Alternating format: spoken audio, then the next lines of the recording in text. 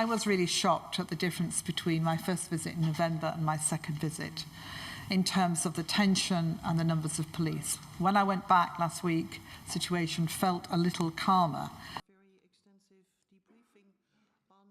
It is also very clear, when you consider this violence, that there is not much being done to do the kind of independent investigation that we would all expect to see in a 21st century European democratic country, to make sure that perpetrators of violence were brought to justice, and that the government needed to understand, and I've told them this directly, that people believe they're doing this in their name.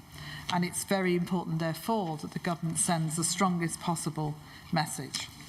Have to find a way to help de-escalate. We've offered expertise, advice, mediation, support of any kind. With every member state, with the European Parliament, with the Commission, we have experts that can do anything. And what we don't have, we can find. So there's no question but the EU, together with colleagues in the Council of Europe, OSCE and elsewhere, can offer that help, and we have made that offer loudly and clearly to all. It is clear that there is a capacity for us to be able to support and help what is clearly going to be a tremendous set of challenges in the economy in the coming weeks and months ahead. But it doesn't come without reform. It comes because they choose to make the kind of economic reforms and changes that they need to in order to take the country forward. Is a cornerstone of who we are. What we've said to the opposition leaders and to the President and to the government and to civil society is that we will not interfere, but we are very willing to help and support in whatever way seems appropriate, with an EU flag on it. And in the visits that I have made sure that I talk with everyone and that we make it clear that we are not there to meddle or to interfere.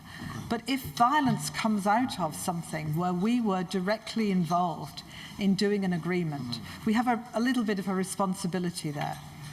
So it's not meddling, it's actually living up to the responsibilities that we have and offering to help. But the help, and I said this in Ukraine, it's a Ukrainian solution, not an EU solution. They have to decide. There's no plan that it's not a Ukrainian plan. In fact, I've told them, don't think of plans with anything other than the word Ukraine in them. This is what you should do.